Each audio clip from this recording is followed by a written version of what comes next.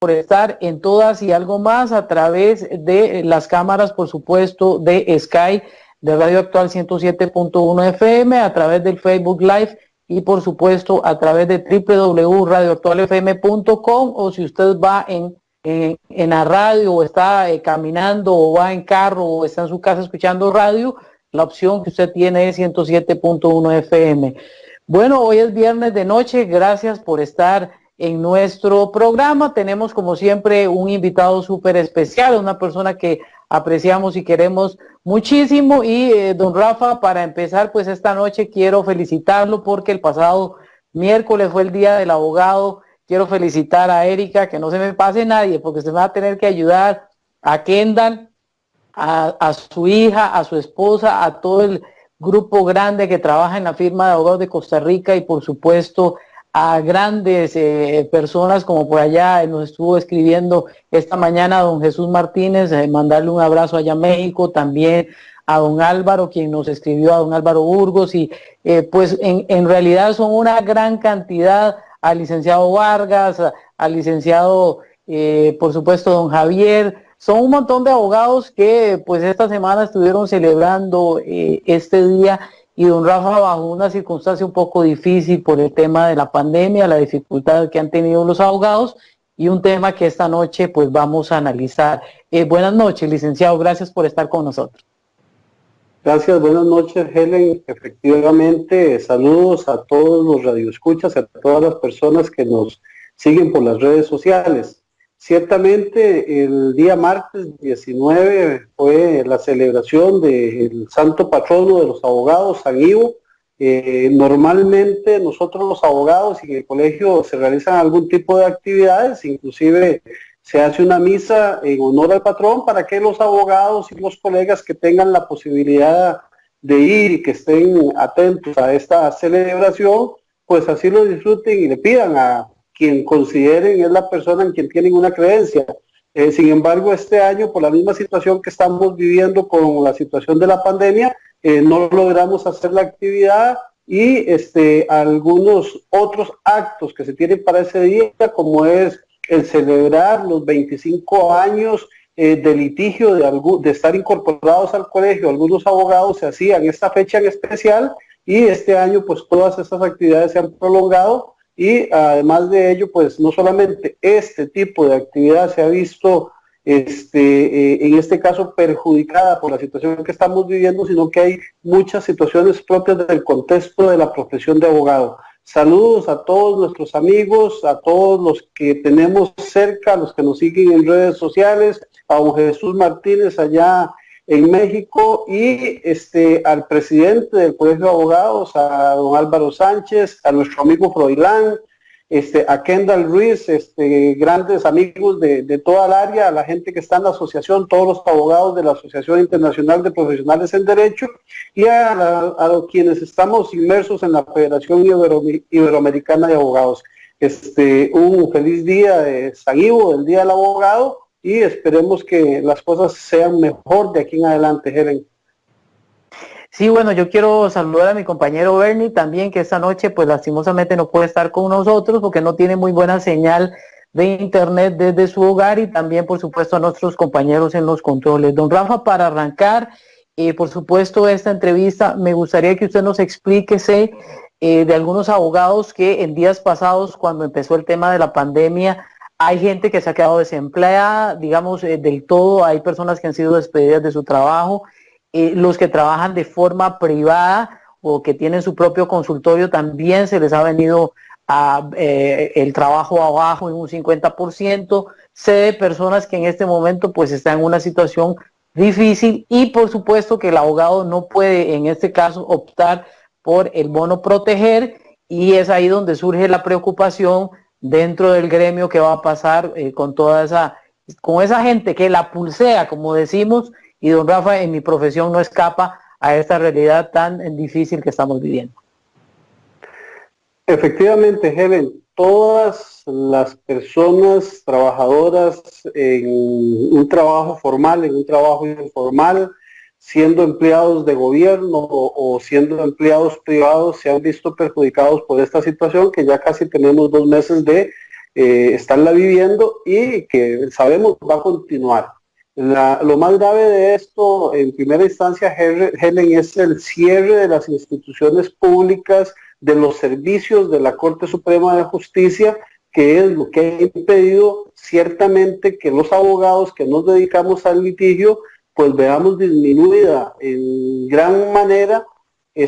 todos los ingresos que dependían de ello. Primeramente porque existió un tiempo en que se suspendieron los términos o se suspendieron las audiencias a nivel del Poder Judicial. La Corte Suprema de Justicia ha estado emitiendo una serie de directrices y de comunicados en relación con la forma en que tienen que trabajar los despachos judiciales, y a partir del momento en que se dio la declaratoria de emergencia por parte del Estado, lo que se dejó en primera instancia fue trabajando aquellos servicios de carácter urgente, asuntos con privados de libertad, con libertades, precisamente audiencias de prisión preventiva, situaciones de violencia doméstica, situaciones de pensiones alimentarias, apremios corporales, y la mayor parte de los procesos normales, audiencias laborales, audiencias del contencioso administrativo, audiencias de procesos civiles, y otro tipo de servicios que se prestan fueron disminuidos. Y en esta circunstancia, pues los despachos privados, los abogados que litigan en esta línea, pues han visto afectados casi que en un 90% sus ingresos. En la parte notarial vimos cómo la Dirección de Notariado, el registro público de la propiedad disminuyó sus servicios, sus atenciones, a pesar de que se ha mantenido muy abierto la parte del Archivo Nacional. Tuvimos que variar la forma en que se han venido gestionando los notarios la situación de los índices notariales, porque el mismo se ha mantenido cerrado y todo se ha digitalizado. Y ahora, con la puesta en marcha ya de la flexibilización de las medidas para irnos reinsertando en los medios de trabajo, pues el Poder Judicial ha tenido que tomar algún tipo de medidas que nosotros consideramos también van a perjudicarnos. ¿Por qué? Porque no es lo mismo el hecho de la presencia en un despacho judicial que el abrirse con protocolos de audiencias virtuales en diferentes áreas, en el área civil, en el área contenciosa, en el área administrativa, y ya esta semana la Corte Suprema de Justicia emitió el protocolo que se va a seguir en el área penal, en donde muchos abogados que nos dedicamos a esta rama, pues tenemos los pros y los contras de lo que se puede dar con un juicio virtual, en donde el abogado puede hacer que no tenga a su defensor,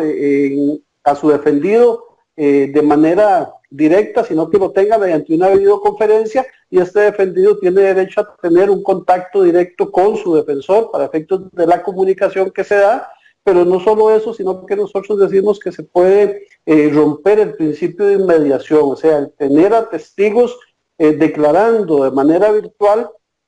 no es lo mismo que tener esa declaración en presencia, en donde se ven gestos, se ven una serie de situaciones que valoran los jueces y que valoran los profesionales del derecho, sea la fiscalía o sea la defensa, para determinar si se puede estar haciendo una declaración que se diga es una declaración que no tiene ningún tipo de mentira, o la forma en que se expresan a veces las personas de manera directa, pues permiten ver de que existe algún nerviosismo que haga pensar de que lo que se está diciendo no es cierto, o que se valore algunos otros aspectos que se dan en la experiencia de lo que se llama la sana crítica racional. Pero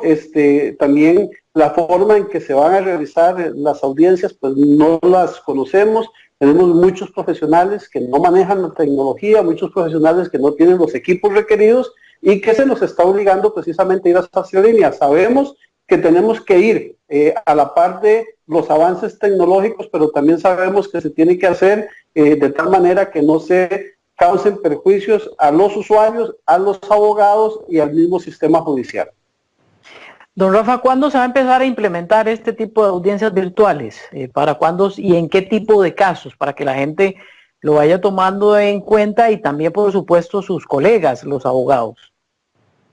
Helen, ya están en funcionamiento. Ayer decía y veía en redes sociales algunos colegas que nos indicaron que en San Ramón se llevó a cabo un juicio de esta manera. Nosotros hemos venido desde hace mucho tiempo teniendo algún tipo de audiencias de este tipo teniendo testigos por medio de videoconferencia, cuando los testigos no es posible trasladarlos a un despacho judicial, o cuando los testigos están fuera del país. Se ha coordinado con los consulados a nivel externo para efectos de recibir esos testimonios mediante una videoconferencia, y últimamente, inclusive a nivel penal, se han estado recibiendo los testimonios de los peritos forenses mediante videoconferencia para que estos no se tengan que estar trasladando a los lugares en donde se llevan a cabo los juicios, situación que algunos abogados pues no estamos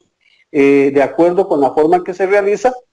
precisamente por ese derecho de inmediación que decimos nosotros debemos de tener. Se hizo la publicación en materia civil del protocolo de audiencias virtuales y de juicios virtuales, en donde si ciertamente se está indicando de que para que se realicen tienen que estar ambas partes en acuerdo, tiene que haber una motivación para que el que esté en desacuerdo indique las razones por las cuales no quiere que se lleve a cabo un tipo de esas audiencias. He visto parte del protocolo en materia civil y efectivamente el juez va a estar desde su oficina, el abogado de la parte actora en su oficina, el abogado de la parte demandada en su oficina, y puede hacer que en estos mismos lugares es en donde se va a recibir la prueba testimonial, con un protocolo específico que se va a tener para efectos de poder efectivamente recibir estos testimonios con el cuidado respectivo que se esté dando. Bueno, don Rafa, esto vendría por supuesto que a cambiar notablemente la forma en que se establecen los juicios en la corte, porque todos esos aspectos que usted mencionó al principio a mí me parecen de suma importancia. Y pues evidentemente dependiendo del caso que se esté tramitando, no es lo mismo hacerlo en persona, que usted pueda llevar a los testigos, que usted pueda explicarle al juez. Imagínese, y voy a poner un ejemplo muy claro, un accidente de tránsito donde uno necesita los carritos, que el juez vea un croquis, que uno le explique las cosas. En un caso de esos, ¿cómo se podría hacer para que el juez entienda de una mejor manera de qué se trata lo que le estoy contando, si soy una persona que estoy siendo en este momento acusada o que soy imputada, o en el caso de inclusive de los testigos? Hay testigos que les cuesta muchísimo hablar en una corte, y imagínense vía telefónica o vía virtual, será mucho más complicado poder tramitar un juicio de esta naturaleza. Sí, Helen, usted puso un ejemplo muy clásico. Precisamente en los juicios de tránsito todavía tenemos algunas autoridades que ciertamente ponen a las partes mediante un croquis y un plano y unos carritos a que indiquen de manera directa, dentro de este principio de mediación que tenemos, cómo fue que se pudo haber realizado o cuál fue la dinámica de ese hecho de tránsito. En los procesos penales, Helen, también tenemos aquella posibilidad de que los abogados le pidamos a un testigo que nos escriba en una pizarra un gráfico de lo que está sucediendo y que nos haga pues algún tipo de gesticulación de esta manera, o que nos enseñe. Entonces van a haber situaciones en que ciertamente la tecnología permite hacerlo, pero vamos a estar limitados en muchos casos en este tipo de situaciones. Los procesos laborales, en donde tenemos un testigo de la parte actora y un testigo de la parte demandada, y tenemos a los jueces, en realidad lo que generalmente se dan son testimonios directos. Ya en materia laboral se está gestionando precisamente también este protocolo para evitar que se den algún tipo de situaciones, y se ha empezado con lo que es la realización de audiencias para efectos de conciliar. Bueno, pues es que en una conciliación lo que se está dando es la posibilidad única y específicamente de que las partes lleguen a un acuerdo sin tener que entrar a recibir prueba y sin tener que hacer la evacuación de esa prueba. Entonces, hay audiencias que sí, claro que mediante este tipo de gestión o este tipo de información o este tipo de métodos se puede realizar. En el caso de las audiencias de prisión preventiva de los privados de libertad, efectivamente ya se han venido haciendo situaciones en donde las muchachas que están privadas de libertad en el Buen Pastor, para evitar trasladarlas a un centro penitenciario, se hace mediante videoconferencia este tipo de audiencia. Bueno, pero es que ahí no se está mucho la defensa que se tiene, al igual que un juicio en donde se está evacuando prueba para determinar si se es o no es responsable de un hecho. En materia civil, va a existir la posibilidad, como le decía, yo veía el protocolo que decía que si uno iba a llevar a un testigo, pues que este testigo, si en la oficina había una puerta, tenía que ubicarse cerca de esa puerta para determinar de que esa puerta pues estuviera cerrada y que no hubiera nadie más en el lugar en donde la persona estaba brindando un testimonio. Y entonces, si yo no tengo un teléfono adecuado, si no tengo una PC o una cámara adecuada, no sé si voy a poder cumplir con lo que establece ese protocolo o voy a tener que adherirme a tener un equipo de calidad que en muchos casos a veces los mismos profesionales no tienen cómo adquirirlo. Sabemos que hay profesionales que están en la mayor parte de la tecnología en lo máximo y todos quisiéramos tener esos medios, pero va a ser difícil porque efectivamente de 35,000 casi profesionales en derecho que hay, la situación ha estado dura y la competencia es bastante grande y tenemos algunos profesionales que inclusive no se están ganando ni un salario mínimo y que están dependiendo inclusive de hacer otro tipo de actividades o de situaciones propias y que no son de la misma profesión que están realizando. Sí, correcto. Vamos a saludar a don Eduardo Rojas, quien era miembro de la Junta Directiva del colegio, que también por acá nos está enviando algunos mensajes. Don Rafa, es importante dentro de todo lo que usted me está mencionando que los meses van a seguir y la pandemia no se va a ir, vamos a tener que acostumbrarnos. Ya los doctores han sido claros en este aspecto. Podría haber, si Costa Rica ha sido de los 5 países a nivel mundial que ha manejado mejor el COVID-19, no significa que estamos exentos, todos los días hay nuevos casos y por supuesto que esto va a continuar. Hemos visto en otros países como hay una reinfección nuevamente, lo cual significa que no podemos seguir enclaustrados en la casa. Los que tienen que salir a trabajar tendrán que salir a trabajar y pues obviamente la gente se va a tener que acostumbrar a esta situación y verlo como algo natural y normal. ¿Qué otros aspectos ha valorado en este caso el Poder Judicial para poder ayudar a la gente? Porque me imagino que habrán personas que están desesperadas con algunos casos de juicios que quedaron pendientes, que quizás no se consideren tan urgentes, pero cada caso en particular tendrá su cosa y habrán personas que estarán deseando que algo se les resuelva porque puede ser que les complique su situación económica. Y voy a poner un caso típico, el tema de las pensiones. ¿Cuántas personas, inclusive sus mismos colegas suyos, estarán en este momento pidiéndole a los jueces que le hagan un rebajo de la pensión porque hasta ellos mismos se han visto afectados con esto? Ahora imaginémonos la gran cantidad de personas que estarán en esta situación con diferentes cosas, porque puede ser un tema de homicidio, podría ser un tema de un accidente de tránsito, en general, un tema de violencia, por ejemplo. Helen, mire, para nadie es un secreto que el mayor problema que ha tenido los tribunales de justicia, el Poder Judicial en los últimos años ha sido la mora judicial. La mora quiere decir el atraso que se tiene en los procesos y en la resolución de los conflictos que la gente presenta para que se busque una solución al problema que tienen, buscando lo que nuestra Constitución dice, justicia pronta y cumplida,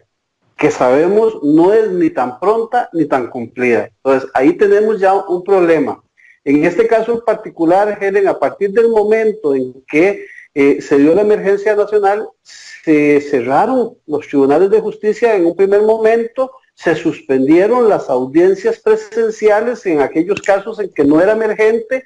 y ya llevamos 2 meses de tener audiencias suspendidas en la mayor cantidad de procesos que se tramitan a nivel judicial. Procesos civiles, procesos laborales, procesos de familia, procesos de pensiones alimentarias que no tenían que ver con la situación del apremio, procesos agrarios, solamente procesos penales, se suspendieron juicios penales en los que no había de por medio un privado de libertad,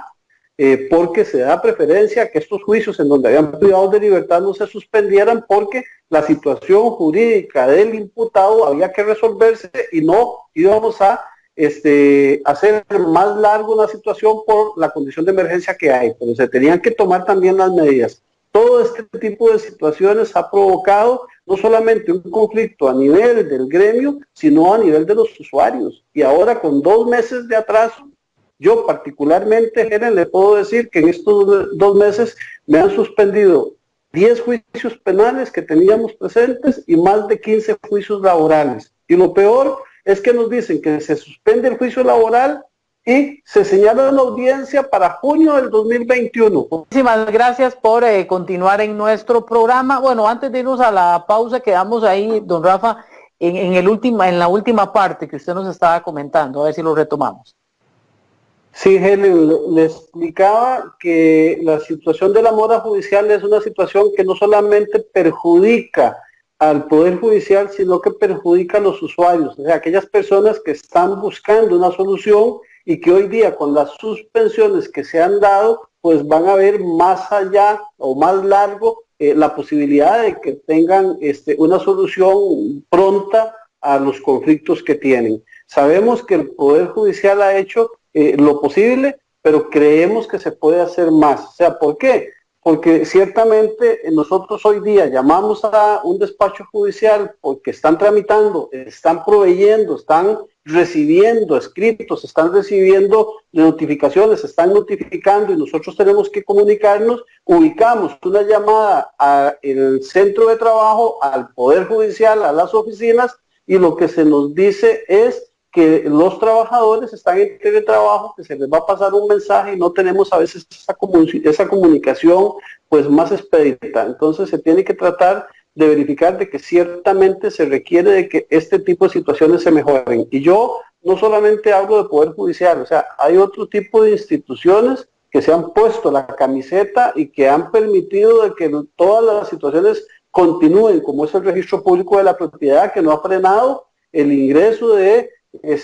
actos notariales que se requieren y de certificaciones que son de importancia. Sabemos que las municipalidades han puesto de su parte precisamente para que la gente vaya y vea sus servicios y en muchas de estas situaciones en que los abogados estamos inmersos, dado el contexto de la asesoría que brindamos, se han minimizado las actuaciones y hemos visto disminuidos nuestros ingresos. Y los abogados particulares, quienes no somos asalariados, quienes no trabajamos con el Estado y nos llega el salario normalmente, no somos parte de los beneficios que el Estado ha ofrecido. Es difícil que a un profesional en derecho que tenía un despacho se le brinde la protección de los bonos que se han dado, ciertamente porque si bien es cierto, es una suma que viene a generar una ayuda, pues las ayudas no son lo suficiente para solventar todas estas gastos o todas estas necesidades que el profesional en derecho tiene hoy día. Don Rafa, ¿qué pasa el Colegio de Abogados? ¿Qué está haciendo el colegio? Porque escuché algunos abogados que estaban un poco inclusive molestos porque mencionaban que el colegio estaba ofreciendo algún tipo de ayuda, pero que tenían que ir a dejar los papeles en persona. O sea, ir a contar a través de una carta con documentos fehacientes de que está en una situación difícil y bueno, es parte del gremio que debería también colaborar con la gente que está más necesitada. Sí, Helen, nosotros tanto en el Colegio de Abogados como a nivel de notariado damos unas cuotas mensuales para efectos de mantenernos activos, tanto como abogados como notarios, y se crean fondos, estos fondos de mortualidad que se llaman, o fondos de pensión, que en algún momento en el transcurso de la vida, cuando ya yo deje de trabajar, cuando yo no tenga esa posibilidad, se me tiene que dar ese fondo. Entonces el colegio lo que hizo fue verificar la posibilidad de que se diera algún tipo de rendimiento sobre estos fondos a los abogados, pero que los abogados tenían que gestionar esa solicitud y sin embargo este monto no es un monto que venga a paliar de manera cierta estas necesidades. Entonces muchos abogados lo que dijeron, mire, pierdo más tiempo yo llevando la documentación que me piden, porque a veces hasta tenía que llevar una certificación de un contador público con el costo que tiene actualmente para generar algún tipo de información que se daba y este tipo de informaciones pues no nos brindaban a nosotros ciertamente que nos dieran un fondo que nos permitiera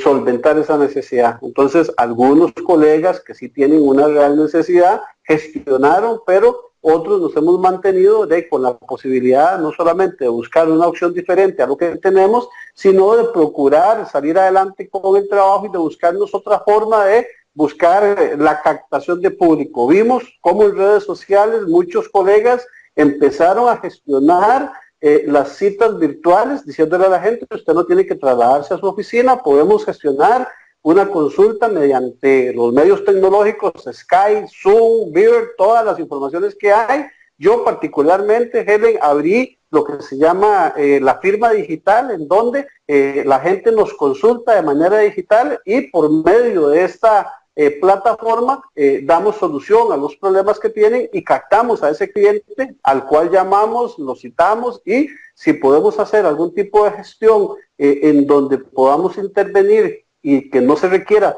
presencialmente a esa persona en el sitio, pues lo hemos venido haciendo y nos ha resultado, pero no es lo mismo, o sea, no es lo mismo la atención personal y esto depende del área en la que uno trabaje. En la parte penal, pues definitivamente uno tiene que hablar con el imputado, tiene que hablar con las víctimas, tiene que hablar con los testigos y en la parte laboral, pues también se requiere esa atención del trabajador o la atención patronal para efectos de poder establecer una adecuada defensa en los asuntos en los que se nos está pidiendo que actuemos.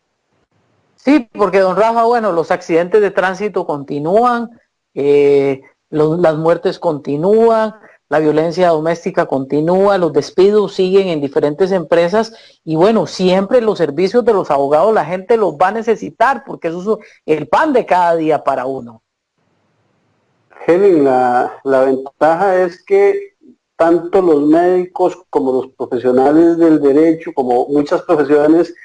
son necesarias para todos. Uno quisiera que no Muy buenas tardes, bienvenidos a su programa Consumidores se tienen que dar. El notario es una persona de mucha utilidad a nivel nacional para efectos de los trámites que hacen las diferentes personas en relación con sus bienes, en relación con sus declaraciones, en relación con lo que tengan que hacer. Los abogados pues solventamos. Veamos que inclusive se estaba diciendo de que a raíz de la situación de la pandemia habían disminuido los hechos delictivos. Sin embargo, vimos una información la semana pasada que dio el organismo de investigación judicial en relación con la cantidad de muertes trágicas y de homicidios que se habían dado durante estos últimos 2 meses y no ha disminuido en relación con otros años. O sea, se han mantenido siempre este tipo de hechos. Lo que pasa es que como los medios de comunicación, los medios informativos estaban más enfocados en la situación de la emergencia COVID, muchas otras noticias que no eran de interés, pues no se daban y aquí se dio esto. Se paralizaron las situaciones de allanamientos y de operativos policiales para darle atención a la emergencia COVID y entonces aquella información que diariamente veíamos en los medios periodísticos de allanamiento a tal hora o allanamiento en tal lugar o tal situación sucedió, dejamos de verlo, pero no es que dejamos de verlo no porque no estaban sucediendo, sino porque no se estaba corriendo la noticia. Y entonces esto también genera esa situación de qué está pasando, esa inseguridad. Vimos como una noticia de estos días lo que ha pasado con la gente que se le otorgó el bono proteger a expensas de que sabían cuáles eran los requisitos que se tenían que dar y ya la ministra de Trabajo nos dijo que hay más de 2,000 personas que fueron objeto del bono que no cumplían con los requisitos y ahí se habla de que hay funcionarios públicos que lo solicitaron, que sabían que no podían solicitarlo. Bueno, tendrán efectivamente que demostrar que habían funcionarios públicos solicitándolo. Se habla de que habían privados de libertad que se les otorgó el bono y que lo solicitaron, y personas a las que se les otorgó ese bono que no cumplían con los requisitos. Y ahora el Estado pretende que a estas personas a las que se les dio ese bono lo devuelvan y han abierto cuentas para ello. Y en caso de que no lo devuelvan, van a abrir un proceso judicial. Si les dieron 125,000 colones, si les dieron 250,000 colones, abrir un proceso judicial por el delito que se cometió de perjurio, le va a costar más de 2 millones de colones al Poder Judicial atenderlo. Entonces, bueno, de ahí, por 200,000 colones que les dimos, vamos a perder o vamos a invertir 2 millones para recuperarlos. A veces no tiene lógica las cosas, pero esto es falta de cuidado en la forma en que se hacen este tipo de situaciones por parte del Estado. Es difícil, se ve que existe una buena fe, existe una buena intención, pero también no hay controles adecuados. Sí, eso es lo que ha trascendido en la prensa esta semana, don Rafa, que a uno le preocupa el tema de los controles. Yo personalmente creí que, por ejemplo, las personas de las zonas rurales, y esto no hay que ser mago ni adivino para saberlo, don Rafa, que las personas que, por ejemplo, presentaban una carta de despido de trabajo, personas que, por ejemplo, habían tenido que cerrar un local comercial o personas que se dedican al turismo, creí yo eventualmente que ellos iban a ser de los que se les iba a atender primero la necesidad, pero he visto personas y conozco personas en una situación económica difícil que todavía están a la espera de este bono proteger, y es donde uno se pregunta, bueno, ¿cómo se estaría haciendo la escogencia de a quién sí y a quién no? Porque yo creo que el gobierno sí estaba y está en una condición de averiguar rápidamente la información de cada persona. Helen, nosotros decíamos que con respecto a la formalidad, o sea, a las personas que tenían un trabajo formal y que les fueron suspendidos sus contratos de trabajo o que les fueron reducidas sus jornadas y que se tenían que pedir estas solicitudes al Ministerio de Trabajo,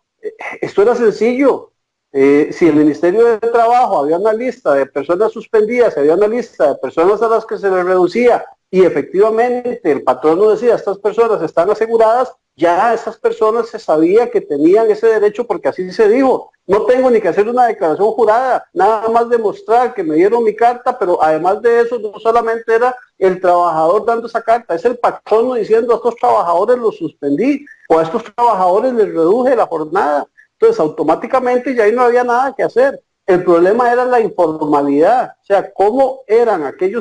hacían aquellos trabajadores para decir que efectivamente cumplían con ese requisito. Y todo el mundo empezó a llenar formularios y empezó a mandar el bono. A nosotros hoy día nos están consultando varias personas preocupadas porque les llegó la notificación de que efectivamente no cumplían con el requisito, pero que los llenaron para ver si se los daban, pero que fue de buena fe. Eso no es de buena fe. Si se informó por todos los medios periodísticos nacionales, de televisión, de radio, escritos, cuáles eran los requisitos que tenía que tener la gente para efectos de poder optar por ese bono. Y entonces alguien me dice, mire, yo sé que me dijeron que si yo cumplía, que si a mí me daban algún otro tipo de beneficio no podía hacerlo, y recibían las becas de mis hijos, me daban una plata, pero lo hice, pero yo creí que el Estado iba a verificar, y si verificaba, pues que no me lo iba a dar. Bueno, pues es que el Estado lo que verificó fue la declaración jurada que decía la persona que cumplía con ese requisito, y entonces a efectos de poder solventar esas necesidades emergentes, el Estado de buena fe, creemos también, ahora viene el proceso de revisar qué se dio, y cuando están revisando qué se dio, se verifica de que ciertamente mucha gente no cumplía los requisitos. Veíamos la semana pasada el reportaje de la gente que vive en la isla de Chira, los pescadores que no tienen en estos momentos un ingreso. Pues mira, ahí era sencillo, los municipios o el Estado conocía que habían personas en vulnerabilidad, ir, levantar un censo y dar bajo ese censo familiar los beneficios era lo que había que hacer, pero no, ahí teníamos a gente diciendo, mire, yo con costos tengo comunicación aquí, ¿cómo hago para enviar una declaración jurada para llenar un formulario que está mediante un sistema electrónico en el que no tenemos acceso? Entonces, claro, este tipo de situaciones son las que a veces no se miden, pero para eso tenemos instituciones que tienen censos de este tipo. El IMA sabe cuál es la población que tiene este tipo de vulnerabilidad y ahí estaban los listados, entonces era valorar si efectivamente se podía hacer. Este tipo de necesidades, Helen, que se dan a través de las personas que han perdido su trabajo, es la misma necesidad que tienen un 50, si no más por ciento de los abogados que hoy día no tienen un ingreso. Y es parte de lo que nos preocupa el gremio y es parte de lo que el colegio también está preocupado. Yo particularmente esta semana le preguntaba al señor presidente del colegio qué vamos a hacer con los cursos, con las actualizaciones, con lo que el colegio está llamado a hacer. Y me decía, don Rafael, esta semana con la flexibilización vamos a empezar a mover las comisiones, vamos a empezar a trabajar y vamos a ver qué hacemos también por el gremio. ¿Por qué? Porque a nivel del Poder Judicial se requiere que el colegio se pronuncie en relación con estos protocolos que se están utilizando para efectos de las audiencias virtuales a nivel penal, a nivel laboral, a nivel civil, y que se diga, bueno, mire, creemos que aquí hay vulneración de derechos, creemos que no se puede hacer y creemos que debemos de tener una comunicación no solamente a nivel del Poder Judicial, sino con los usuarios y con los operadores del derecho, los abogados, para tomar las mejores decisiones. Y se han tomado decisiones únicas y específicamente a nivel del Poder Judicial, sin tomar en cuenta a las personas que se pueden afectar, como somos nosotros los que estamos día a día lidiando con esos problemas. Bueno, muchísimas gracias por continuar en nuestro programa. Tal vez, don Rafa, una reflexión final. Sí, Helen,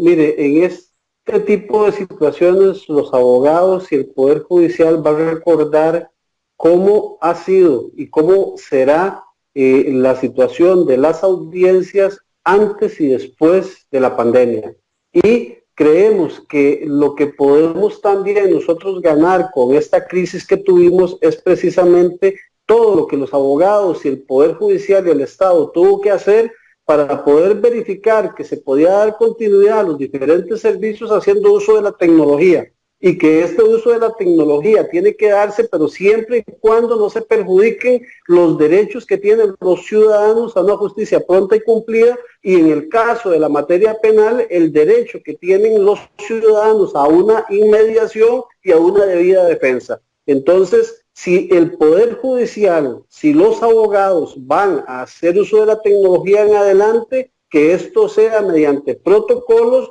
que sean efectivamente elaborados, tomando en cuenta no solamente al personal del Poder Judicial, sino a los usuarios, a los abogados que estamos bregando día a día con ellos, y parte de esto tiene que ser lo que el Colegio también de Abogados ayude a colaborar para efectos de que haya una efectiva